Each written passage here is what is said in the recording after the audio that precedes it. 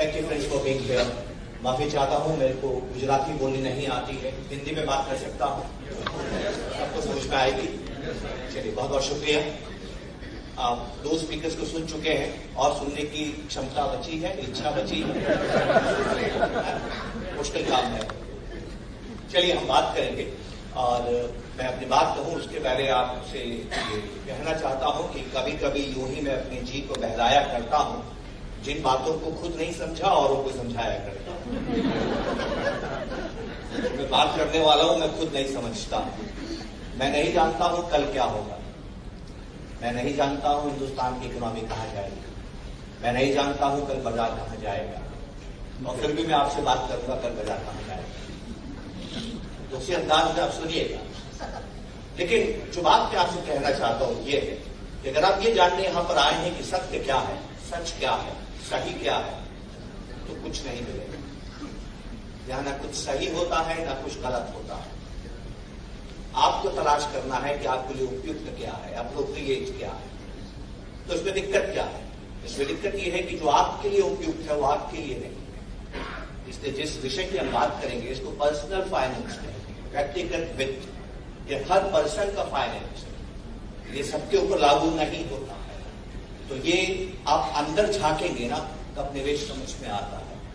निवेश की सबसे बड़ी मुश्किल यह है कि आपको खुद को समझना है। मेरे जीवन की सबसे बड़ी समस्या क्या है दोस्तों, कि जब मैं बड़ा हो रहा था मेरी माँ ने कहा बेटा सावधान, दुनिया में कामयाब होना है तो दुनिया को समझो, दुनिया में कामयाब होना है तो विषय को समझो, दुनिया में कामयाब होना है तो दोस्त और दुश्मन में फर्क समझो, दुनिया में कामयाब होना है तो रिश्तेदारों को समझो, दुनिया में जितना तुम लोगों को अच्छा समझोगे उतना अच्छा जीवन जियोगे। मेरी माँ ने मुझे कभी नहीं कहा कि दुनिया में कामयाब होना है तो कभी खुद को भी पूछना कि तुम क्या चाहते हो, खुद को समझो। निवेश जो है ना दोस्तों, वो युद्ध है अपने ही विरुद्ध। जब मैं खुद से बात करता हूं ना तब निवेश समझ में आता है। इस निवेश की सबसे बड़ी समस्या क्या है उसे हम समझने की कोशिश करें। यहां पर हमारी बात हमेशा यह होती है कि ज्यादा पैसा कैसे बनाया जाए। दोस्तों, जितना पैसा बाजार बनाता है उतना भी नहीं बनता है, छोड़िए ज्यादा की। एक बात बताइए, सेबी की रिपोर्ट अभी आई थी, 3-4 महीने पहले आई थी। सेबी ने क्या कहा, जितने भी लोग इस बाजार में आते हैं, शेयर बाजार में, ज्यादातर पैसा बना के जाते हैं कि खो के जाते हैं। तो क्या मतलब है बात करने का? दोस्तों, इस बाजार की सबसे बड़ी दुविधा यही है कि आप ज्यादा पैसा बनाना चाहते हैं, और यहीं से हमें बात समझ में आएगी। ध्यान से मेरी बात समझिएगा। अगर बात समझ में आ गई आपको तो आप उस बात को भी सुनने के लिए तैयार होंगे जिस पे आपको यकीन नहीं है। एक छोटी सी बात पूछूंगा, मैं यहां पर भाषण देने नहीं आया हूं, आपसे बात करने आया हूं। आप करेंगे ना बात? तो एक बात याद रखिएगा, ईमानदारी से बात कीजिएगा, मुश्किल काम है, ठीक है? एक बात बताएं दोस्तों, बचत करना अच्छी बात है कि बुरी बात है? पक्का? फिर सोचिए, बचत करना अच्छी बात है कि बुरी बात है? अच्छी बात। लॉक किया जाए। चलिए, हम लोग इकोनॉमिक्स में, मैंने इकोनॉमिक्स पढ़ी है और हम इकोनॉमिक्स में कल्पनाएं करते हैं, हाइपोथेसिस बोलते हैं इंग्लिश में। कल्पना करते हैं कि दुनिया में इंसान कहीं नहीं बसता है, केवल आनंद में ही बसता है और हमेशा आनंद में रहना चाहता है। दुनिया में इंसान कहीं नहीं है, इसका मतलब यह है कि आयात निर्यात, एक्सपोर्ट इंपोर्ट का सवाल ही पैदा नहीं होता है, क्योंकि दुनिया के जितने इंसान हैं वो आनंद में रहते हैं।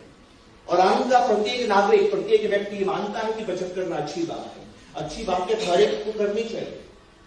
तो कल्पना करें कि आनंद में रहने वाला हर व्यक्ति बचत करता है, और क्योंकि एक बचत करना अच्छी बात है, ज्यादा से ज्यादा बचत करता है, तो बताइए क्या होगा, उसका परिणाम क्या है? सोचिए, क्या होगा? क्या होगा? साइकिल रुक जाएगी। फिर क्या होगा? आपके रोजगार खत्म हो जाएंगे। कभी आपने और किया है कि जो आप पैसा कमाते हैं वो दूसरे का खर्चा होता है? और किया कि नहीं किया? दोस्तों, बचत जितनी बड़ी चीज दुनिया में नहीं। ईश्वर भी बचत को पसंद नहीं करता। ईश्वर भी उसको पसंद नहीं करता है जो बचत करता है। अब जानते हैं ईश्वर को क्या सजा देता है जो बचत करते हैं? मरने के बाद उनको आसमान से नीचे झांकने के लिए कहता है, देखो तुम्हारी बचत को दूसरा कैसे खर्च कर रहा है। कैसा लगेगा? जिंदगी में एक ही काम करना है दोस्तों, वो है खर्च। आप जिंदगी खर्च करते हैं, सबसे प्यारी चीज आपकी क्या है? आपकी जिंदगी। अभी आप बैठे बैठे खर्च कर रहे हैं कि बचा रहे हैं? हर क्षण खर्च होती है। तो जो इन्वेस्टमेंट है ना, इन्वेस्टमेंट का मतलब होता है खर्च की व्यवस्था। Investment is planning expenditure, investment is planning spending, not managing savings. Goal क्या है? लक्ष्य क्या है? मैं जिंदगी में ये पाना चाहता हूं। ध्यान से बात समझिएगा। आप ईश्वर के दर्शन करने जाते हैं तो पहले ईश्वर को देते हैं कि मांगते हैं? क्या करते हैं आप? पहले आप नैवेद्य अर्पित करते हैं, फिर प्रसाद की कामना करते हैं। सौदा, शास्त्र ने भी कहा है कि ईश्वर से भी आपको सौदा करना है, क्योंकि सौदा करते हैं तभी धन बनता है। एक व्यक्ति अकेला धन नहीं बना सकता। जब दो लोग आपस में मिलते हैं तब धन का निर्माण होता है कि नहीं ऐसा? Right? Exchange. What is economy? Economy is nothing but record of exchange. तो ध्यान से बात समझिएगा। हिंदुस्तान का आने वाला समय कैसा है? बड़ा खूबसूरत है। जो मैं आपसे कहने जा रहा हूं कहीं पढ़ने को नहीं मिलेगा, सुनने को नहीं मिलेगा। हिंदुस्तान में आने वाला समय अच्छा क्यों है? ये उसका बनाया नियम है, ये वो कर रहा है, अगर आप ईश्वर में यकीन करते हैं। दोस्तों, जब मैं पैदा हुआ था मेरे पिता सरकारी नौकर थे, घर में अकेले कमाने वाले थे। मेरे दादा के पास रोजगार नहीं था क्योंकि वो महाराजा जोधपुर के यहाँ काम करते थे, और जैसे ही जोधपुर का हिंदुस्तान में विलय हुआ उसके बाद उन्होंने नौकरी छोड़ दी कि मैं राजा के यहाँ काम करता था, कलेक्टर का काम थोड़ी करूंगा। वो बेरोजगार हो, ऐसे नखरे वाले लोग हुआ करते थे। अब घर में कोई कमाने वाला नहीं है, 5-7 साल ऐसे ही निकलते हैं। अचानक से एक ऐसा वक्त आता है कि घर में कोई कमाने वाला नहीं, तो आप समझ सकते हैं कि हालात कैसे होंगे। तो अब धीरे धीरे मेरे पिता बड़े हुए, सरकारी नौकरी मिली, लेकिन घर में इतने सदस्य थे कि पगार खत्म हो जाती। ऐसे दौर में धीरे उनकी शादी होती है, लेकिन तब भी उनके छोटे भाई बहन अभी भी उन पर निर्भर है। और जब मैं ऐसे दौर में पैदा होता हूं तो देखता हूं कि मेरे पिता की समस्या यह है कि उनके पास बचत नहीं। तो मैं क्या सीखता हूं कि बचत करना बहुत जरूरी है। तो मेरे जैसे जितने भी लोग 1980, 1970 के पहले पैदा हुए हैं ना, वो बचत जरूर करते हैं। और मैंने पहली ही तनख्वाह से बचत करना शुरू किया। आप जानते हैं उसका प्रभाव मेरे ऊपर क्या पड़ता है। अगर इस महीने 100 रुपए ज्यादा कमाऊंगा तो आप जानते हैं मैं क्या करूंगा? 100 के 100 बचा दूंगा। मेरी प्रोपेंसिटी टू सेव बहुत ज्यादा है। जिस अनुपात में मेरी आमदनी बढ़ती है उस अनुपात में मेरा खर्चा नहीं बढ़ता, क्योंकि मेरे में खर्च करने की आदत नहीं है। मैं जब अब खर्चा करता हूं तो दुखी होता हूं। जब मैं होटल में रोटी की कीमत अदा करता हूं, ये होटल वाला 150 रुपए की रोटी देता है, वैल्यू फॉर मनी नहीं है। रोटी की कीमत तो 20 रुपए होनी चाहिए। ऐसा कभी कभी आपके मन में आता है कि फालतू का पैसा ज्यादा ले रहा है, ये लूट रहा है, ये दुकानदार मुझे लूट रहा है, इस चीज के ज्यादा पैसे ले रहा है। मेरे में गिल्ट की भावना है, मेरे का अपराध की भावना है जब मैं पैसा खर्च करता हूं। ईश्वर मेरे से नाराज है क्योंकि इससे दुनिया का संतुलन बिगड़ गया है। ईश्वर को संतुलन करना है। आप जानते हैं ईश्वर ने क्या किया है? मेरे घर में एक ऐसी औलाद को पैदा किया है जिसको खर्चने में मजा आता है। अभी हिंदुस्तान में क्या हो रहा है जानते हैं? इस वक्त हिंदुस्तान में ध्यान से समझिए। मैं जानना चाहता हूं कि आपके आनंद में ऐसा होता है? आनंद में आप जितने लोगों को जानते हैं उनकी उम्र कुछ भी हो, 25 साल हो, 30 साल हो, 35 साल हो, 50 साल हो, आप उनको 2 ग्रुप्स में बांट दीजिए। आपके वो दोस्त, आपके वो रिश्तेदार, आपके वो साथी, वो जान पहचान वाले जिनकी उम्र 35 साल या 30 साल से ज्यादा है, और दूसरे वो जिनकी उम्र 30 साल से कम है। धन दौलत ज्यादा, कैसा प्रॉपर्टी, बैंक बैलेंस, ज्वेलरी, किसके पास ज्यादा है? किसके पास ज्यादा है? जिनकी उम्र 30 साल से ज्यादा है। मोबाइल किसका महंगा है? आप जो पैसा खर्च करते हैं ना दोस्तों, वो आपकी आमदनी का मोहताज नहीं है। आप जो पैसा खर्च करते हैं वो आपकी इच्छा का मोहताज है। अमेरिका जब दुनिया में सबसे तेज गति से बढ़ता था तो अमेरिका जब 100 रुपए कमाता था तो 80 रुपए खर्च कर रहा था। चाइना जब दुनिया में सबसे तेज गति से बढ़ता था तो 100 रुपए कमाता था तो 100 रुपए खर्च करता था। हिंदुस्तान अब जब 100 रुपए कमाने में सबसे तेज गति से हिंदुस्तान बढ़ रहा है, हिंदुस्तानी आज की तारीख में 100 रुपए कमाता है तो 120 रुपए खर्च कर रहा है।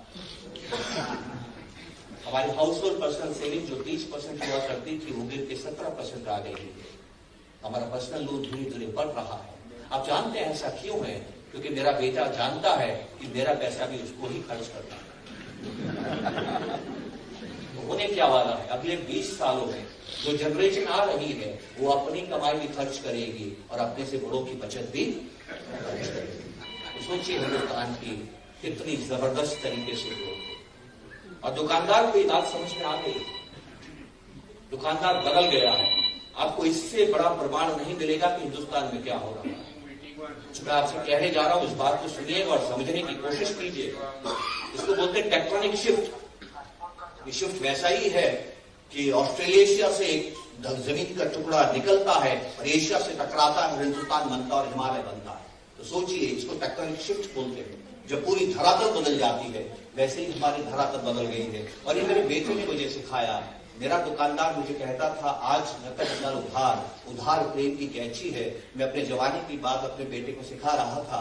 मैं माँ बाप से दूर रहता था, ड्राफ्ट से पैसा आता था।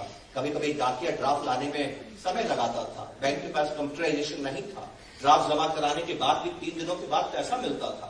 मेरे पास पैसा खत्म हो गया, दुकानदार से उधार मांगता था। दुकानदार कहता था, आज नकद कर उधार प्रेम की कैची है। मैं अपने जवानी के दिनों की बात बेटे से कर रहा था। मेरा बेटा हंसता है, पापा आपका कैसा दुकानदार है? मेरा दुकानदार तो ऐसा नहीं है। मैंने कहा, तेरा दुकानदार कैसा है? मेरा दुकानदार बाजार में है, उसका दुकानदार जेब में है। मोबाइल निकालता है, मेजर नाम की दुकान खोलता है। और अब जानते हो दुकानदार क्या कहता है? बेटा पैसा नहीं है, कोई बात नहीं, बाय नाउ। दुकानदार बदल गया। देखिए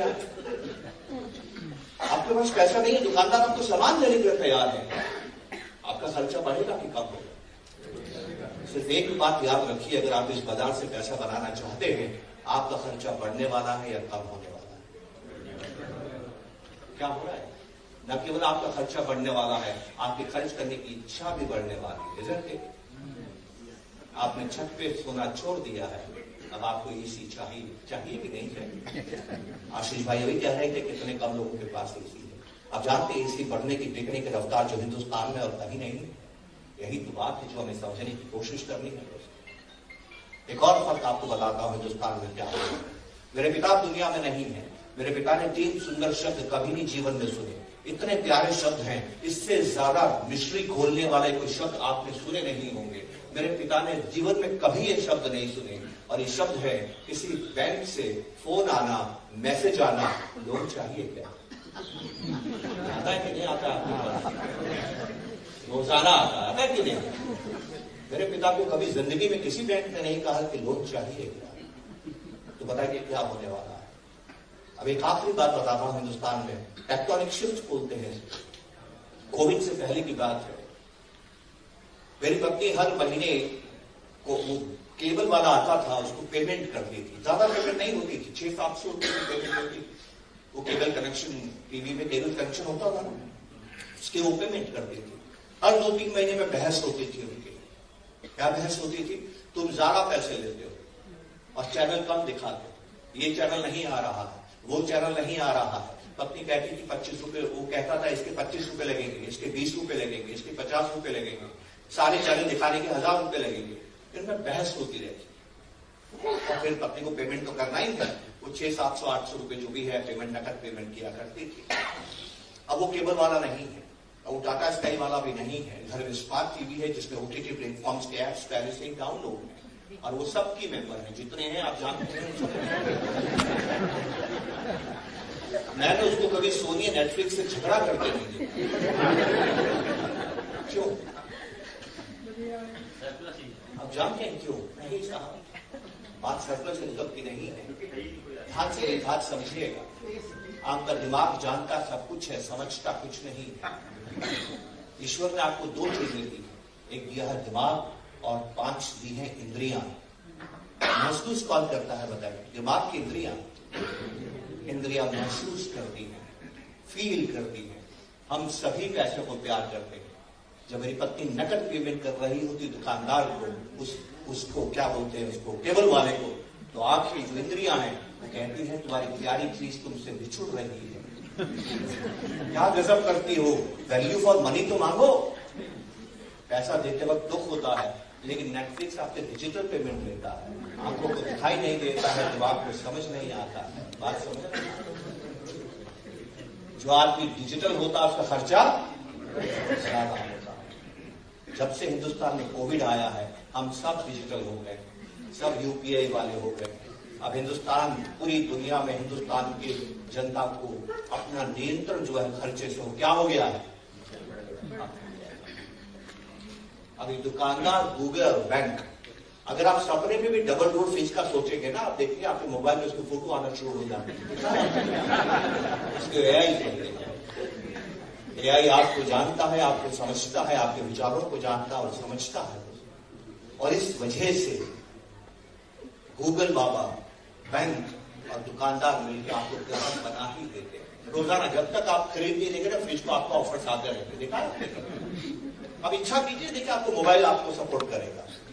अब this is what the changes happen. ये जो चेंज हो रहा है हिंदुस्तान में बहुत तेजी से हो रहा है। और आखिरी बात जो कही है वो आशीष भाई ने कही कि हम लोग दम हो रहे हैं। मेरी घर की कहानी से मैं आपको बता सकता हूँ। 58 में जब मेरे पिता ने काम करना शुरू किया, घर में 1 कमाने वाले थे, 8 खाने वाले थे। जब मैंने काम करना शुरू किया, घर में 5 खाने वाले थे, 2 कमाने वाले थे। फिर मेरी शादी हुई, मेरी पत्नी भी काम करती थी, घर में 6 लोग हो गए, 3 कमाने वाले थे। इक्वेशन अच्छी हो रही है कि नहीं हो रही।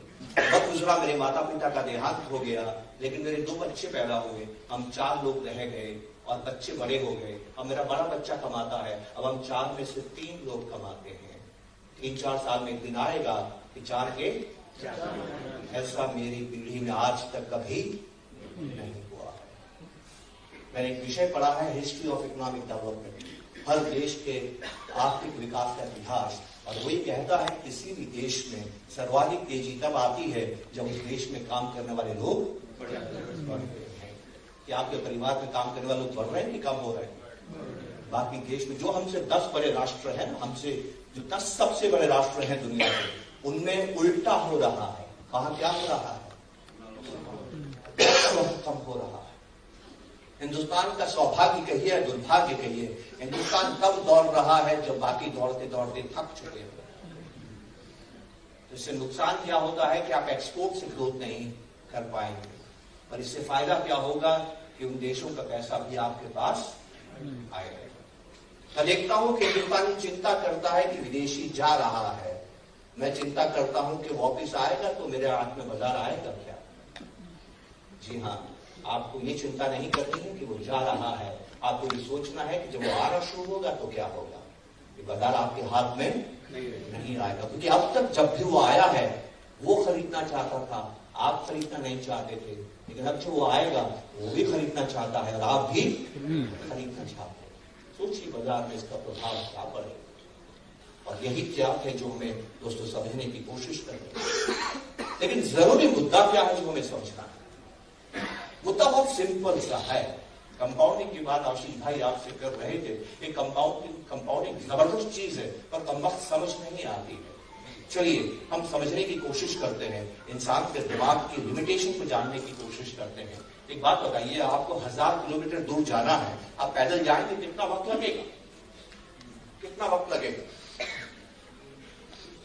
1000 किलोमीटर जाना है, पैदल जाना है, 6-7 दिन लग जाएंगे, कई दिन लग जाएंगे, सप्ताह लग जाएगा, 10 दिन लग जाएंगे। ठीक है, आप साइकिल से जाएंगे तो कितने दिन लगेंगे? हो सकता है 5 दिन में पहुंचे। आपको बाइक से जाना है, कितने दिन लगेंगे? आप शायद 2 दिन में पहुंच जाएंगे। आप तेज गति वाली कार से जाएंगे और एक्सप्रेस वे बना हुआ है, कितना वक्त लगेगा? आप 1 दिन में पहुंच जाएंगे। आप सुपरसोनिक वायुयान में बैठ के जाएंगे तो आपको कितना टाइम? आप जो ATR जो 400 किलोमीटर से चलता है उसमें जाएंगे, कितना वक्त लगेगा? एयरबस से जाएंगे 1 घंटा। आप मिग में बैठेंगे जो सुपरसोनिक है, एयरफोर्स पायलट जो उड़ाते हैं जो हाइड्रोप्लेन, उसमें आप जाएंगे तो आधे घंटे में पहुंच जाएंगे। और आप रॉकेट में जाएंगे तो 5 मिनट में पहुंच जाएंगे। क्या हो रहा है? क्या हो रहा है? वक्त कम क्यों हो रहा है? क्योंकि स्पीड बढ़ रही है। एक बात बताइए, दुनिया में सबसे तेज गति से क्या चलता है? लाइट। कल्पना करें अगर आपकी गति लाइट के जितनी हो जाए तो क्या होगा? कल्पना कीजिए क्या होगा। गति, आपको बात समझ में आ गई ना? जब गति बढ़ती है तो क्या होता है? जब गति बढ़ती तो क्या होता है? टाइम कम लगता है, टाइम कम लगता है। चलिए मैं आपको एक ऐसा वाहन देता हूं जिसपे बैठ के आप लाइट की गति से जा सकते हैं, क्या होगा? आप जानते हैं क्या होगा? जल्दी से पहुंच जाएंगे। यस, क्या होगा आप जानते हैं? टाइम खत्म हो जाएगा। देखिए, दिमाग सोच ही नहीं पा रहा उसको, ये दिमाग की लिमिटेशन है। जब कोई चीज बढ़ने लगती है ना, दिमाग काम नहीं करता। कंपाउंडिंग जानते सभी हैं, समझता कोई नहीं। इसीलिए कंपाउंडिंग का फायदा नहीं उठाते हैं। अगर आप लाइट की गति से चल सके, लाइट की गति से आगे बढ़ सके, दोस्तों आप ईश्वर हो जाएंगे, आप अमर हो जाएंगे, आप कभी मरेंगे ही नहीं। You will never age. इसलिए इस गति से केवल ईश्वर विचरण करता है। और साइंस भी कहती है कि इंसान कभी भी लाइट की गति को प्राप्त नहीं कर पाएगा। क्यों दिमाग में सोच नहीं पाता है? क्योंकि हम इस तरह से दिमाग बना ही नहीं है। वो बहुत 2 + 2 + 2 + 2 आप सोच सकते हैं, पर 2 गुणा 2 गुणा 2 गुणा एक वक्त के बाद आप आगे कैलकुलेट नहीं कर सकते। ये हमारी लिमिटेशन है। तो कंपाउंडिंग का मतलब ये है कि अगर आप 10,000 रुपए की SIP करते हैं, उसको 10% से स्टेप अप करते हैं और हिंदुस्तान की GDP 12% से बढ़ती है, तो आपका पहला करोड़ बनने में 15 साल लगते हैं और बाकी और 15 साल अगर आप बैठे रहते हैं तो आपके खाते में 11 करोड़ होते हैं। तो पहले 15 साल में कितना बना और बाकी 15 साल में क्यों मामूली सी बात समझ में नहीं आती? और हमें यही बात समझने की कोशिश करते हैं। इन्वेस्टिंग का मतलब क्या है? इन्वेस्टिंग करके हम जानना क्या चाहते हैं, हम पाना क्या चाहते हैं, ये सबसे जरूरी बात है। तो आइए हम थोड़ा सा इस पे बात करते हैं। जब तक आपको ये नहीं मालूम है कि आप चाहते क्या हैं, तब तक बड़ा मुश्किल है उसको पाना। उस पर मैं आपसे थोड़ी सी बात करना चाहता हूं और वो ज्यादा जरूरी बात है। अच्छा, पहले हम एक बात करते हैं, थोड़ी बाजार की बात करते हैं। संदीप भाई बड़ी मजेदार बात कर रहे थे कि 2024 में बाजार को खतरा क्या था, 2023 में बाजार में खतरा क्या था, 2022 में क्या था, 21 में क्या था, 20 में क्या था, 18 में क्या था, 19 में क्या था। हर एक बात उन्होंने आपके साथ में की। इस बाजार में हमेशा खतरा आता है और खतरा आने के बाद आप चिंतित हो जाते हैं। ईमानदारी से जवाब दीजिएगा, जब बाजार गिरता है तो अच्छा लगता है कि बुरा लगता है? बुरा लगता है ना? क्यों बुरा लगता है? क्यों बुरा लगता है? मेरी बात सुनिएगा दोस्तों। अगर किसी चीज को जिंदा रहना है, अगर किसी चीज को सर्वाइव करना है, अगर किसी चीज को जिंदगी में, ये प्रकृति, ये जो जिंदगी है, भगवान ने जो प्रकृति बनाई है, प्रकृति और संस्कृति 2 चीजें होती। ध्यान से समझिएगा दोस्तों मेरी बात को। एक होती है संस्कृति, कल्चर। संस्कृति कहती है कि कमजोर की रक्षा करो, कमजोर की रक्षा करो। आप कमजोर की मदद करते हैं कि नहीं करते हैं? समाज में जो लोग पीछे रह गए उनको रिजर्वेशन देते हैं। क्यों? क्योंकि वो कमजोर रहे हैं बहुत सालों से, उनकी मदद की जरूरत है। राइट? तो जो कमजोर होता है उसकी रक्षा करनी चाहिए, उसकी मदद करनी चाहिए, उसका सिंपैथी रखनी चाहिए। ये संस्कृति सिखाती है, लेकिन प्रकृति कमजोर से घृणा करती है। प्रकृति में पुण्य और पाप नहीं होता है, संस्कृति में पुण्य और पाप होता है। संस्कृति कहती है हत्या करना पाप है, प्रकृति कहती है जीव जीवस्य भोजनम। एक जीव दूसरे को मारता है तभी जिंदा रहता है। तो प्रकृति का नियम क्या है? अगर आपको बचना है तो मजबूत बनना है। ध्यान से समझिएगा। अगर आप चाहते हैं कि आपके निवेश करने के बाद कभी बाजार गिरे ही ना, क्योंकि बाजार गिरना अच्छा नहीं लगता है ना, तो एक कल्पना करते हैं आप एक भाग्यशाली व्यक्ति हैं और आपके निवेश करने पर बाजार बढ़ता ही रहता है। बताइए क्या होगा? हर व्यक्ति निवेश करेगा कि नहीं? आज आनंद में केवल 10% लोग निवेश करते होंगे, 90% क्यों नहीं करते हैं? उनको डर लगता है। किस बात का डर लगता है? कि बाजार गिर सकता है। लेकिन जब वो बाजार को लगातार बढ़ते देखेंगे तो डर क्या होगा? कम हो जाएगा।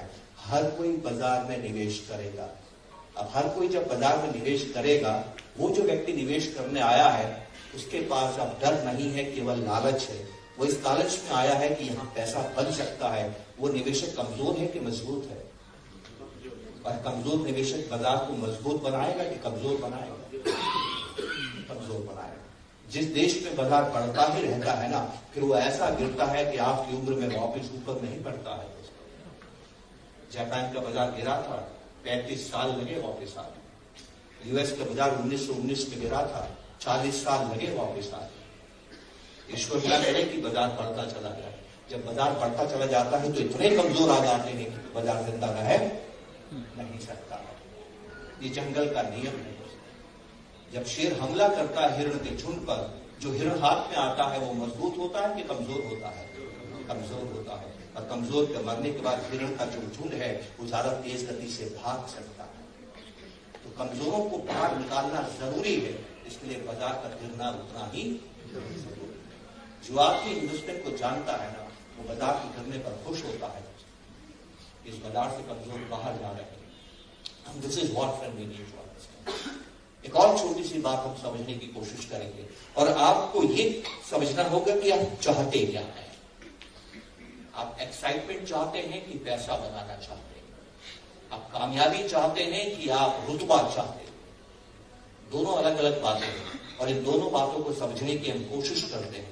और इस बात को समझने के लिए मैं आपको दो ऑप्शंस दूंगा। ये दोनों ऑप्शन थोड़ा ध्यान से सुनिएगा, और दोनों में से एक का चुनाव कीजिएगा। दोनों का आप नहीं कर सकते, दोनों में से एक का चुनाव कीजिएगा और वादा करें जितनी ईमानदारी आपके पास में उतनी ईमानदारी का इस्तेमाल करके आप चुनाव करें। ऑप्शन सुनिएगा। आप में से कितने लोग ज्यादा कमाना चाहते हैं? ये पहला ऑप्शन है। कितने लोग ज्यादा कमाना चाहते हैं? दूसरा ऑप्शन है, आप में से कितने लोग दूसरों से ज्यादा कमाना चाहते हैं?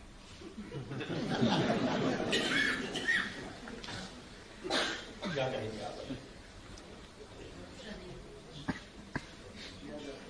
हम सभी लोग ऑप्शन 2 चाहते हैं। हमें शांति तब नहीं मिलती जब हम ज्यादा कमाते हैं। कल्पना करें आप नौकरी कर रहे हैं, आपकी 1 लाख रुपए की पगार है, 1 लाख रुपए की पगार बढ़ के 1,10,000 होगी, कैसा लगेगा? 10% ग्रोथ होगी, कैसा लगेगा? अच्छा लगेगा। आप शाम को मिठाई घर लेके आते हैं, राइट? बीवी बच्चों के साथ बैठ के पार्टी बनाते हैं, ईश्वर को भोग लगाते हैं कि आज मेरी 10,000 रुपया हर महीने की तनख्वाह बढ़ गई। इतने में दरवाजा लॉक होता है, पड़ोसी आता है और आपको मिठाई का डब्बा देता है, जो आपके साथ ही ऑफिस में काम करता है। वो कहता है मेरी तनख्वाह 1 लाख से बढ़ के 1.25 लाख हो गई। अब कैसा लग रहा है? अच्छा लग रहा है कि नहीं लग रहा है? गड़बड़ हो गई ना?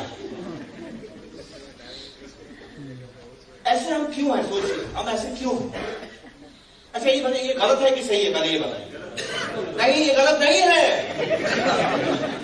ऐसा ही होना चाहिए, ऐसा ही होना चाहिए दोस्तों, क्योंकि हम मानव हैं।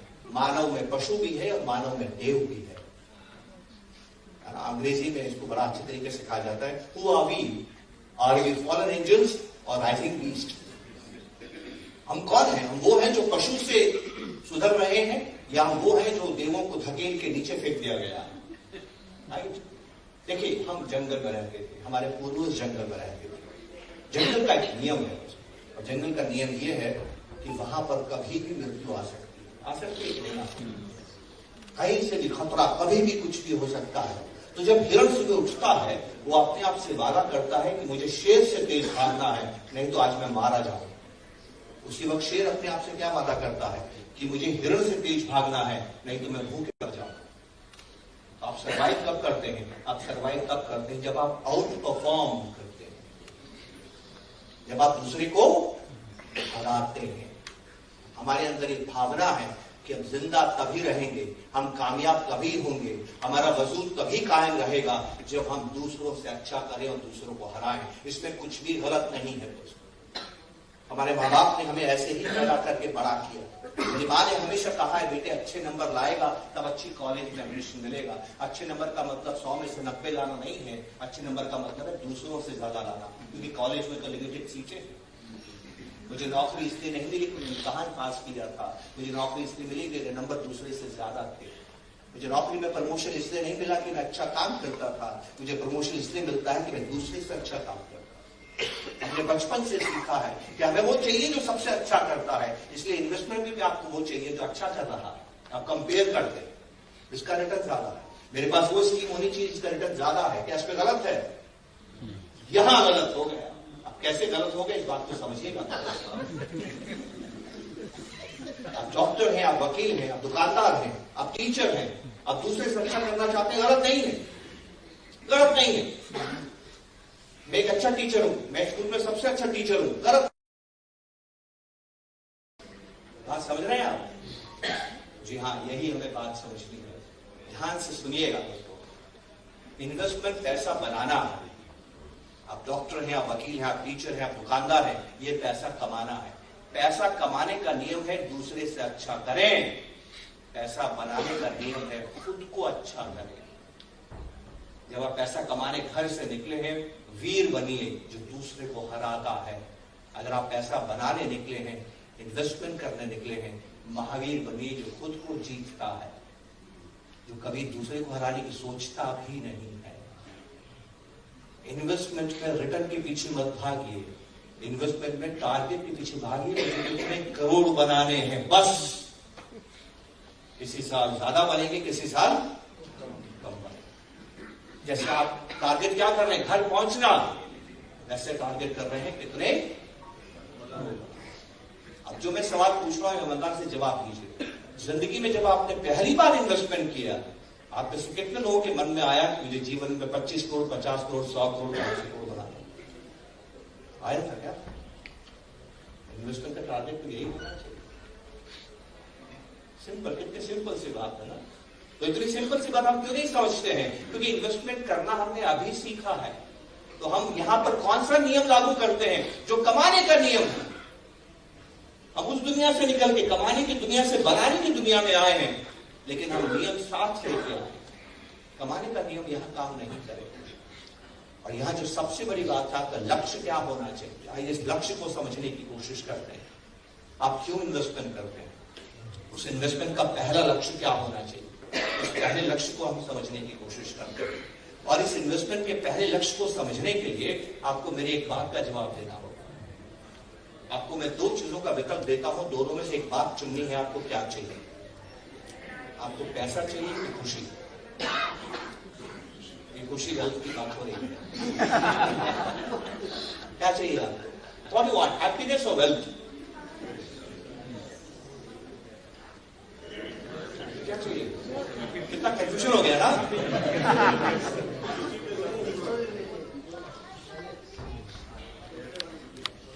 पैसा चाहिए कि प्रसन्नता चाहिए? आपसे कोई पूछता है गुजराती में, मुझे गुजराती की बात बड़ी अच्छी लगती है। कोई आपसे पूछता है कैसे हो, तो आप क्या बोलते हैं? भले नहीं हो तब भी बोलते हैं। मजे में रहने वाले लोग दुनिया में बहुत कम है दोस्तों, बहुत कम है। लेकिन हमारी इच्छा मजे में रहने की है। और जो आपके मजे में रहता है ना, वो स्वर्ग में रहता है। स्वर्ग का मतलब होता है पेरेंटल ब्लिस, हमेशा खुशी में रहना, उसको स्वर्ग कहते हैं। तो धरती पे स्वर्ग बनाने का मतलब है आप हमेशा खुश हैं। ये जब भी मुझे किसी मनोवैज्ञानिक से बात करने की इच्छा होती है, किसी साइकोलॉजिस्ट से बात करने की इच्छा होती है, मौका मिलता है, तो मुझे एक ही बात पूछता हूं कि खुश कैसे रह सकते हैं। वो एक बात कहता है और ये बात साबित भी होती है। अमेरिका जब आजाद हुआ, जॉर्ज वॉशिंगटन के नेता थे और उन्होंने लॉर्ड कॉर्नवालिस को हरा दिया था, जो हार के हिंदुस्तान का वायसराय बना था। बाद में अंग्रेज हार गए और अमेरिकन जीत गए। और 3 जुलाई की बात है, 1776 की बात है। जॉर्ज वॉशिंगटन कहते हैं अपने साथियों से कि अब हम आजाद हो गए हैं, तो हम डिक्लेयर करेंगे नाउ वी आर फ्री। तो उनके साथ एक वकील साहब थे, नाम है थॉमस जेफरसन। जैसे हमारे यहाँ बी आर अम्बेडकर थे, जैसे उनके पास थॉमस जेफरसन थे। उनसे कहा कि you have to write the declaration of independence. तो रात भर सोचते रहे कि मैं अपने देश के नागरिकों से क्या कहूंगा। कि वो भी तो अंग्रेजी हैं। जॉर्ज वॉशिंगटन भी तो खून से और देश से तो अंग्रेजी हैं। वो अपने भाइयों से ही अलग हुए थे। तो हमें उन अंग्रेजों से अलग होने की क्या जरूरत है जो इंग्लैंड में रहते हैं? हमें क्यों जरूरत है उनसे अलग होने की? तो थॉमस जेफरसन कहते हैं we want to be free because we want to be happy. What is the purpose of life? Purpose of life is pursuit of happiness. और आगे लिखते हैं हैप्पी वो होता है जो फ्री होता है। एक चिड़िया को पकड़िए, सोने के पिंजरे में बंद कीजिए, वक्त पे खाना दीजिए, वक्त पे दाना दीजिए और उसको सिखाइए कि तेरे को मैं सांप से रक्षा करता हूँ, तेरे को मैं बिल्ली से रक्षा करता हूँ, तेरे अंडों की रक्षा करता हूँ, तेरे को यहाँ कोई मार नहीं सकता है, वक्त पे खाना मिलता है। उसके बाद भी एक दिन पिंजरा खुला छोड़ दीजिए, वो क्या करेगी? 1000 खतरे हैं बाहर, तब भी उसको छोड़ देगी। क्यों? क्योंकि वहां उसकी मर्जी नहीं है। आप जिंदगी में खुश कब होते हैं? जब आपसे कोई पूछे कि आप कैसे हैं और आप क्या करते हैं, तो आपका जवाब होना चाहिए जो मेरी मर्जी। हम में से कितने लोग अपनी मर्जी से जिंदा है और मर्जी से जीते हैं दोस्तों? और मर्जी से आप तब जी सकते हैं जब आप एक काम करेंगे। वो काम क्या है? आइए इस काम को समझते हैं। दो सबसे कीमती चीजें आपकी जिंदगी की हैं, एक आपका समय है, एक आपका पैसा है। अगर पैसा नहीं है तो जिंदगी जी नहीं सकते दोस्तों, और समय नहीं है, दुनिया भर का पैसा आपको मिल जाए और समय नहीं है तो क्या काम का पैसा? दोनों चाहिए कि नहीं चाहिए? अब मुझे बताइए, दोनों में से ज्यादा कीमती क्या है, समय या पैसा? बस इसी से तय होगा कि आपको कैसे करना है। अगर आप ये कहेंगे कि समय ज्यादा कीमती है तो उसमें एक दिक्कत है।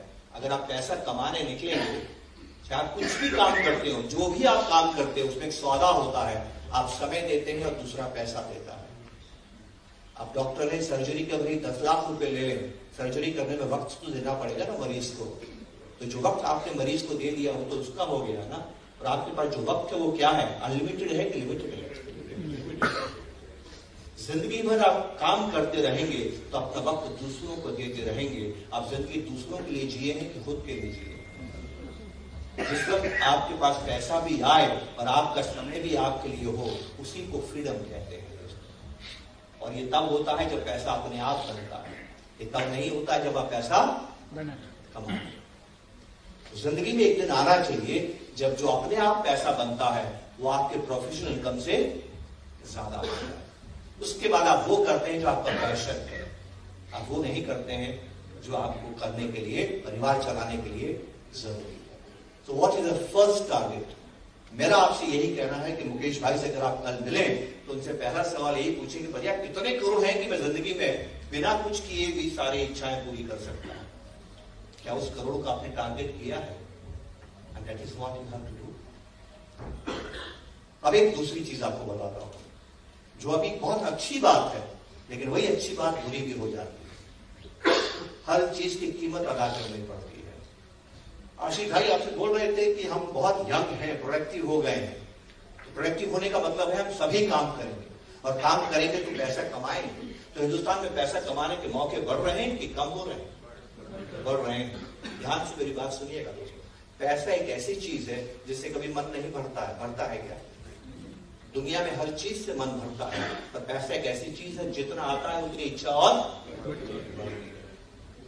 Positive correlation. हर चीज, सबसे खूबसूरत चीज, आप 10 दिन से खाना खाने को नहीं मिला, आप दुनिया का सारा पैसा देके खाना मांगेंगे, लेकिन लगातार खा नहीं सकेंगे। थोड़ी देर बाद आपके लिए बहुत हो गया भैया, आप मुझे और नहीं चाहिए। लेकिन पैसे के साथ ऐसा नहीं। इकोनॉमिक्स के विद्यार्थी होने के नाते आपको एक नेगेटिव इंपैक्ट बता रहा हूं इकोनॉमिक्स का, ध्यान से समझिएगा। जिस भी देश में पैसा कमाने के मौके बढ़ते हैं वहां एक खतरनाक चीज होगी, और वो क्या है? जब आप पैसा कमाने का मौके मिलते हैं तो सभी पैसा कमाना चाहते हैं, ज्यादा पैसा कमाना चाहते हैं। पैसा कमाने में सौदा ये होता है कि आपको समय देना होता है। तो आप जब ज्यादा पैसा कमाना चाहते हैं तो ज्यादा समय देना चाहते हैं। वो समय आप किससे छीनते हैं? अपने परिवार से छीनते हैं। मैं 6 बजे दुकान बंद करके घर जाता हूं, फिर मैं 8 बजे बंद करके घर जाता हूं, फिर मैं 10 बजे घर बंद करके जाता हूं। दिवाली में रात को 2 बजे घर जाता हूं क्योंकि ज्यादा पैसा कमाने की जरूरत है। तो दिवाली में जो आप 10 बजे की जगह 2 बजे रात को बंद कर रहे हैं, वो 4 घंटे आपने किसके छीने? परिवार के छीने। और परिवार में सबसे ज्यादा समय आपका कौन लेता है? अच्छा, इस वक्त हिंदुस्तान में दुनिया के सबसे ज्यादा बच्चे हैं, लेकिन इस वक्त हिंदुस्तान के आने वाले 20 सालों में क्या होने वाला है मैं आपको वो बता रहा हूं। ध्यान से मेरी बात समझिएगा। वेन ग्रेट्स्की नाम का एक आइस हॉकी प्लेयर था, उसको बोला जाता था ग्रेट वन। वो जैसा आइस हॉकी खेलता था दुनिया में कोई खेल नहीं सकता। उसमें एक अद्भुत क्षमता थी। उसमें वो क्षमता क्या थी? किसी से पूछा कि तुम्हारे मन में आया कैसे, तुम इतने शानदार खिलाड़ी बने कैसे?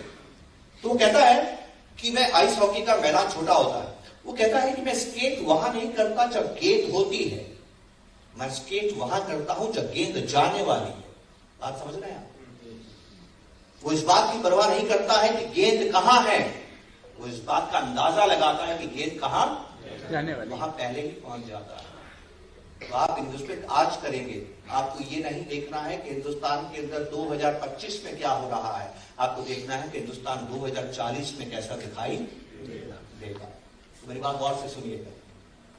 जितनी भी शादियां हिंदुस्तान में हो रही है, और जितनी शादियां हो रही हैं पहले कभी नहीं होती थी। जितने भी लड़के लड़की शादी करते हैं, आप जानते हैं उनको शादी होने के बाद में पहला टारगेट क्या होता है? First we will settle in career, then will plan family. ऐसा होता है कि नहीं? जिस भी देश में पैसा कमाने के मौके बढ़ते हैं ना, तो बच्चे पैदा होने का ये हर देश में हुआ है। ऐसा कोई देश नहीं है जहां ऐसा नहीं हुआ। और हिंदुस्तान में एक जबरदस्त चीज हुई है। 1990 में हिंदुस्तान की आबादी 85 करोड़ थी। उस 85 करोड़ की आबादी में 12.5 करोड़ बच्चे थे जिनकी उम्र 5 साल से कम थी। 12.5 करोड़ बच्चे जिनकी उम्र 5 साल से कम थी। 11 करोड़ वो लोग थे जिनकी उम्र 60 साल से ज्यादा। आज हिंदुस्तान की आबादी 145 करोड़ है। जो मैं कह रहा हूं ये सरकारी आंकड़े नहीं है, यूएनओ एस्टिमेट है। सरकार ने सेंसस अभी नहीं कराया पिछले 15 साल से। यूएनओ का एस्टिमेट ये कहता है कि हिंदुस्तान के 145 करोड़ की आबादी में 11.5 करोड़ बच्चे हैं जो 5 साल से कम है। कुछ बात अजीब लगी आपको? क्या हुआ है? 5 साल से बच्चे, आबादी कहां से कहां चली गई? 90 से 145 और बच्चे 12.5 से 11.5 और जो वृद्ध हैं वो है 17.5 करोड़। और यूएनओ ये कहता है कि अगले 13 सालों में ये दुगने हो जाएंगे और जो 5 साल के बच्चे हैं वो आधे रह जाएंगे। ये बात समझ रहे हैं? 2035 साल के आगे हिंदुस्तान के अंदर करीब 35 करोड़ वृद्ध होंगे और 5 करोड़ 5 साल से कम के बच्चे होंगे। अभी भी आपको बात समझ में नहीं आ रही है तो ध्यान से सुनिएगा। मेरी जब मृत्यु होगी ना, मेरा बच्चा मेरे पास नहीं होगा। जब मेरे पिता की मृत्यु हुई मैं उनके साथ में था। जब मेरे दादा की मृत्यु हुई मेरे पिता उनके साथ में थे। जब मेरे परदादा की मृत्यु हुई मेरे दादा उनके साथ में थे। लेकिन जब मेरी मृत्यु होगी मेरे साथ में कोई नहीं होगा। मैं अपनी पीढ़ी जब से मेरी जनरेशन दुनिया में आई है, मैं पहला व्यक्ति हूं जो बुढ़ापे में अकेला रहूंगा। तो बताइए मुझे क्या करना होगा? प्लानिंग करनी होगी, फाइनेंशियल प्लानिंग करनी होगी, रिटायरमेंट प्लानिंग करनी होगी। दवाइयां इतनी अच्छी हैं कि मुझे मरने नहीं देगी, महंगी इतनी है कि जीने नहीं देगी। ईश्वर ना करे आप किसी को डायबिटीज या ब्लड प्रेशर की गोली खानी पड़ती हो, लेकिन अगर आप कोई भी गोली खाते हैं, आज घर जाके काम कीजिएगा, उस पत्ते को देखिएगा और देखिएगा कि 10 गोली का दाम कितना है। अगर वो 100 रुपए है ना, तो अगली जनवरी 2026 को 115 रुपए कम से कम होगा। कभी देखा है आपने? और यहाँ जितने भी लोग 40 साल से कम है उनकी उम्र 100 साल होगी। और यहाँ जितने भी लोग 25 साल से कम है, स्टेम सेल पे काम हो रहा है, उनकी उम्र 125 साल होगी। दोस्तों, आपकी रिटायरमेंट लाइफ 50 साल की होगी। आप जानते हैं, सुन रहे मेरी बात को? और उस 40-50 साल की व्यवस्था आपको करनी, और आप अकेले भी होंगे। मैं जानता हूं आप क्या सोच रहे हैं। आप कह रहे हैं कि मेरे घर में तो बच्चे हैं, ये आदमी पता नहीं क्या बोल रहा है। मेरी बात ध्यान से सुनिएगा। दुनिया में ऐसे देश हैं जिनके पास बच्चे नहीं है, वो हमसे ज्यादा अमीर है। घर जाके होमवर्क कीजिएगा। लग्जमबर्ग 1,43,000 करोड़ का पर कैपिटा इनकम है उनका। 143, हम 2,500 पे बच्चे नहीं है उनके पास। उनको देश चलाने के लिए अपने बच्चों को ले जाएंगे।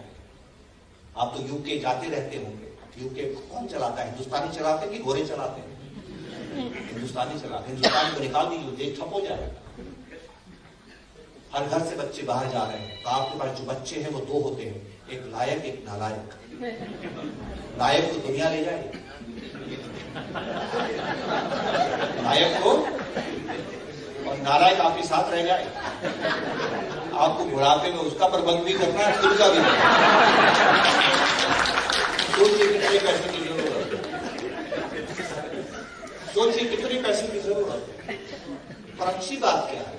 अच्छी बात यह है कि हिंदुस्तान आप सभी को पैसा बनाने का मौका देगा। आप जितना पैसा बनाना चाहते हैं उतना पैसा आप बना सकते हैं। मैं तो यहां तक कहता हूं कि अगर यहाँ पे 25 साल का व्यक्ति बैठा है और 70, 80, 90 हजार रुपया महीना कमा रहा है, वो आसानी से 30-32 हजार रुपया महीने का बचा सकता है। अगर वो 30-32 हजार रुपये महीने का बचा सकता है और अपने आप से वादा करे कि हर साल 10% तो ग्रो करता रहूंगा, जब तक वो रिटायर होगा उसके खाते में 100 करोड़ होगा। 100 करोड़ के नीचे सोचना मत। अगर आपके उम्र 25 साल है, बड़ा सोचोगे कभी बड़ा बनेगा, नहीं तो नहीं बनेगा। आपको रुतबा हासिल नहीं करना है, आपको कामयाबी हासिल करनी है। भगवान जब दुनिया बना रहे थे तो जंगल में पहली बार जीव भेजे, तो भगवान ने कहा कि एक जानवर है जो घास पत्ती खाएंगे और दूसरे जानवर उनकी पॉपुलेशन को नियंत्रण करने के लिए उनको खाएंगे। तो दो जानवर होते हैं जंगल में, मरने वाले और मारने वाले। तो जब मारने वाले जानवर बना रहा था तो शेर सब भगवान को कहता है कि मुझे इतना शक्तिशाली बनाओ, इतना शक्तिशाली बनाओ कि कोई जानवर मेरा मुकाबला न कर सके। भगवान कहते तथास्तु। शक्तिशाली बनने के लिए बड़ा शरीर भी चाहिए, और बड़ा शरीर का तेज भाग नहीं सकते हैं। किरण हाथ में नहीं आता है, हाथ में आता ही नहीं है। 10 बार कोशिश करता है तो एक बार हाथ में आता है। परेशान रहता है तो पूरा परिवार के साथ कोशिश करता है, तब भी जाके 10 बार कोशिश करता है तो 2 बार हिरण हाथ में आता है। उसको देख के लेपर्ड बोलता है कि भगवान ये शेर को से मुझे शरीर छोटा कर दो और ऐसा करो कि मैं पेड़ पे चढ़ जाऊं, पेड़ पे चढ़ के मुकाबला आसानी से कर पाऊंगा, पेड़ से कूद के पकड़ पाऊंगा। भगवान ने कहा तथास्तु। अब वो 10 बार कोशिश करता है, 3 बार शिकार हाथ में आता है, उसकी कामयाबी ज्यादा है। उसको देखकर चीता बोलता है लेपर्ड भी ठीक नहीं है, मुझे कुछ और सोचना होगा। भगवान मुझे इतना तेज भगाओ कि किसी भी हिरण से मैं तेज भागू। भगवान कहते तथास्तु। हिरण की स्पीड है दोस्तों 80 किलोमीटर, 70 किलोमीटर का रहने वाला, 70 to 80 किलोमीटर। चीता का होता है स्ट्रेंथ 125 किलोमीटर, 125 किलोमीटर भागता है वो। आप कभी तेज दौड़े, कभी दौड़ के देखिए, क्या होगा? शरीर की गर्मी बढ़ेगी, कम हो जाएगी? अचानक बढ़ जाएगी। अब सर्दी में नहीं लगेगी। आप सर्दी लगे ना कभी तो दौड़िए, तेज दौड़िए, देखिए कितना शरीर गर्म होता है, धड़कन कितनी बढ़ती है। वो इतना तेज भागता है कि 2 मिनट के बाद धड़कन इतनी तेज हो जाती है, शरीर इतना गर्म हो जाता है, इसको रुकना ही पड़ेगा। अगर वो 3 मिनट दौड़ लिया तो ब्रेन हेमरेज हो जाएगा, मर जाएगा। और इतना थक जाता है कि दिन भर दोबारा दौड़ नहीं सकता। इतना तेज भागने के बाद भी सक्सेस रेट 50%।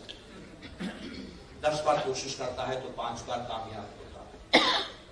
उनकी गलतियां देखे कुत्ता बोलता है, जंगली कुत्ता, भगवान मुझे कुछ नहीं दे, मुझे ना ताकत चाहिए, ना रुतबा चाहिए, ना क्लॉज चाहिए, ना उसके पंजे भी नहीं होते, ना मुझे बड़े दांत चाहिए, ना बड़ा शरीर चाहिए, ना तेज भागने की शक्ति चाहिए, ना ताकत चाहिए। छोटा शरीर है, 14 किलो का वेट, हिरण होता है 50 किलो का।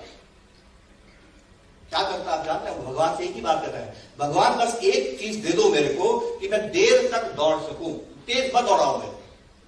तो कुत्ते की मैक्सिमम स्पीड है 35 किलोमीटर, हिरण की है 70 किलोमीटर। लेकिन हिरण के पीछे कुत्ता बढ़ता है तो हिरण डरता है, कुत्ता मेरे पीछे है। हिरण तेज भागता है, बहुत तेज भागता है, कुत्ता पीछे रह जाता है, लेकिन कुत्ता पीछे भागता रहता है, दूरी और बढ़ जाती है। लेकिन हिरण को कुत्ता नजर आता रहता है, उस डर से हिरण भागता रहता है, भागता रहता है, भागता रहता है। 10 मिनट, 15 मिनट, 20 मिनट, 25 मिनट, थक जाता है, गिर जाता है, कुत्ता अभी भी भाग रहा है, आके पकड़ लेता है। कुत्ते की सक्सेस रेट है 95%। अब आपको शिकार की सक्सेस चाहिए तो शेर का रुतबा चाहिए। आपको सिर्फ 12, 13, 14% का रिटर्न चाहिए दोस्तों। आपको 35%, 30%, 40% रिटर्न की जरूरत नहीं है। अगर बाजार में कभी 30-40% रिटर्न दे दिया तो अगले 3 साल नहीं देगा, क्या मतलब है? लगातार तो देगा नहीं ना। What you need is consistency। इस कंसिस्टेंसी के साथ अगर आप बैठे रहते हैं तो इन्वेस्टमेंट आपके हर सपने को पूरा करने की ताकत रखता है। लेकिन यहां पर एक जो सबसे बड़ी तकलीफ है, वो सबसे बड़ी तकलीफ ये है कि हमें एक बहुत बड़ी परेशानी हमारे दिमाग के अंदर है, और इस परेशानी को हम थोड़ा समझने की कोशिश करते हैं। इस परेशानी को समझने के लिए मैं आपसे एक अटपटा सवाल पूछूंगा, बुरा मत मानिएगा। आप ईश्वर में आस्था रखते हैं? यकीन है आपको ईश्वर पे कि गॉड इज हियर? आप में से कितने लोग भूत में विश्वास करते हैं कि भूत दुनिया में है? Raise hands. कोई नहीं, ओनली 1%। तो आप सभी लोगों ने कहा कि आप ईश्वर को मानते हैं, और सिर्फ एक व्यक्ति जो कहता है कि भूत भी होते हैं। ओमनी प्रेजेंट कौन है? हर जगह कौन है? कण कण में कौन है? ईश्वर। कभी आपने सुना कण कण में भूत है? कभी सुना आपने? नहीं सुना ना। कण कण में कौन है? हर जगह कौन है? भगवान। तो फिर से कल्पना करते हैं और जितनी ईमानदारी उस ईमानदारी से जवाब दीजिएगा। अमावस की रात है, इसका मतलब अंधेरा है। एक जंगल से आप अकेले जा रहे हैं, कौन नजर आएगा? कौन नजर आएगा बताइए? जो भूत पे यकीन नहीं करता ना, उसको भी भूत नजर आएगा। हिंदुस्तान में 6,40,000 गांव हैं। हर गांव में जाइए, हर एक ने एक आदमी मिलेगा गांव में जो बोलेगा कि मैंने भूत को देखा है। हर गांव में मिलेगा। हर गांव में आपको मिलेगा ये मकान किराए पे नहीं जाता है। क्यों? इसमें भूत रहता है। ऐसा होता है कि नहीं? कोई बोलता है आपको कभी गांव में ये इस घर में भगवान रहते हैं? कभी नहीं, कोई नहीं बोलता। ये क्या है? ये क्या है? इसको बोलते हैं प्रॉस्पेक्ट थ्योरी। डेल कैनेमैन ने हमें समझाया। तकलीफ क्या है कि जब आप जंगल से जा रहे हैं, अंधेरे में हैं, तो उस वक्त भले ही आप ईश्वर को मानते हैं, आपके जो दिमाग है ना, वो ईश्वर के बारे में नहीं सोचता है। क्यों नहीं सोचता है? दिमाग कहता है ईश्वर की चिंता मत कर यार, ईश्वर आएगा, ईश्वर तो बहुत दयालु है, कृपालु है, आएगा तो कुछ देके ही जाएगा। जो कुछ दिया हुआ ईश्वर का ही दिया हुआ। ईश्वर आएगा तो कुछ लेके ही जाएगा। ये कमबख्त भूत नहीं आना चाहिए, आ गया तो जो है लेके जाएगा। तो आपको जाने की चिंता है कि पाने की चिंता है? तो हमारा पैसा क्यों नहीं बनता है? क्योंकि जैसे ही आपका 10 रुपए से बढ़ के 20 रुपया होता है ना, आपको भूत नजर आता है। आपको लगता है कि वापस 15 का हो जाए, उसके पहले मैं इसको। आप 10 को 10,000 बनने ही नहीं देते हैं। कितने म्यूचुअल फंड मुकेश भाई आपको बताएंगे 10 रुपए की एनएवी 2,000 हो गई, हुई कि नहीं हुई? 4,000। 10 रुपए की एनएवी 4,000। 10 की 20 होती है, आपको क्या लगता है? और इसके लिए किसी ने रूल ऑफ 72 बनाया जो आपको बताता है कि कितने ब्याज पर कितने साल में पैसा दुगना होता है। भले मेरे को जेल हो जाए, अगर मुझे जिस दिन वो आदमी मिल गया जिसने रूल ऑफ 72 बनाया, उसकी पिटाई कर डबल का कानून बनाने की कहां जरूरत थी? 99% लोगों का टारगेट क्या होता है आप जानते हैं? डबल करना। बस डबल करते ही 10 के 20 ही करते, 10 के 4,000 नहीं करते। तो इन्वेस्टमेंट का मतलब है कि 10 के 500 कीजिए, 10 के 1000 कीजिए। जब तक आप 200, 500, 300 गुना पैसा नहीं करेंगे, तब तक आप मुक्त नहीं होंगे। ऐसा बनाना बहुत जरूरी है दोस्तों। मैं नहीं कह रहा, हमारा शास्त्र कहता। आप जानते हैं शास्त्र ने क्या कहा है? मैंने आपसे थॉमस जेफरसन की बात की थी। What is the purpose of human life? Thomas Jefferson कहते हैं the purpose of human life is pursuit of happiness। तो ऐसा ही हमारे उपनिषदों में, हमारे उपनिषद है जो इस तरह के सवालों से डील करते हैं। उपनिषद में आप सवाल पूछते हैं और आपको जवाब देने वाले ऋषि मुनि मिलते हैं जो आपको जवाब देते हैं। तो ऐसा किसी ने पूछा कि मानव के जीवन का लक्ष्य क्या है? तो हमारे शास्त्र कहते हैं मानव जीवन का लक्ष्य है पुरुषार्थ। कभी सुना आपने शब्द का मतलब? सुना है आपने? क्या होता है पुरुषार्थ का मतलब? पुरुषार्थ का मतलब होता है दोस्तों धर्म का पालन करें। धर्म का पालन मतलब हिंदू मुस्लिम नहीं, धर्म का पालन मतलब right way of living. Right, धर्म का पालन करते हुए अर्थ का अर्जन करें, पैसा बनाएं, क्योंकि पैसा बनाने से कामनाएं पूर्ण करें। धर्म, अर्थ, काम और आखिर में मोक्ष। आपको मोक्ष तब मिलता है जब आपकी सारी इच्छाएं और सारी कामनाएं पूर्ण होती हैं। और सारी कामनाओं को पूर्ण करने के लिए क्या चाहिए? ऐसा होता है तभी आपके ऋण उतरते हैं। हर एक का आपका ऋण है जीवन में, जो आपको खुशी देता है उसका ऋण है जीवन में। आप ऋण से उऋण तब होते हैं जब आपको वर्ष में पैसा होता है। और शास्त्र कहता है जो व्यक्ति पैसा नहीं कमाता है उसको निधन कहते हैं। लेकिन हम क्या समझते हैं? निधन का मतलब मरना। निधन का मतलब मरना नहीं होता है, हमने उसको बना दिया है मरना। अगर कोई व्यक्ति जिंदा रहते भी धन की इच्छा ना करे, उसका निधन है। क्योंकि धन है तभी ऋण होंगे, धन है तभी कामनाएं पूरी होंगी, और कामनाएं पूरी होंगी तभी मोक्ष मिलेगा। अंतिम लक्ष्य मोक्ष है। उसके लिए पैसा बनाना बहुत जरूरी है। बनाना, मैं कमाना नहीं बोल रहा हूं। जिंदगी भर अगर पैसा कमाएंगे तो खुश नहीं रह पाएंगे। हिंदुस्तान अगले 20 सालों में आपको मौका दे रहा है। आपसे फिर कहता हूं, मेरी बात ध्यान से सुनिएगा। ये 20 साल अगर आपने खो दिए, उसके बाद जीवन बहुत कठिन हो जाएगा, क्योंकि फिर पैसा बनाना आसान नहीं होगा और आप 20 साल के बाद कुछ दराज भी हो जाएंगे कि आप अपने वृद्धावस्था में ज्यादा अपना ध्यान नहीं रख पाएंगे। हम यूरोप नहीं है कि सरकार आपका ध्यान रखेगी। मैं फिर कहता हूं, मैं जानता हूं कि आपको मेरी बात पे यकीन नहीं होगा, पर इस हॉल में जितने भी लोग बैठे हैं जिनकी उम्र 40 साल से कम है, 50 साल से कम है, इस बात की 80% संभावनाएं हैं कि वो वृद्धावस्था में अकेले रहेंगे। और आपकी पीढ़ी में आप पहली पीढ़ी हैं जो ये काम देखने जा रही है। Please prepare yourself. आपने मुझे वक्त दिया, खुशी रहती मुझे वक्त दिया।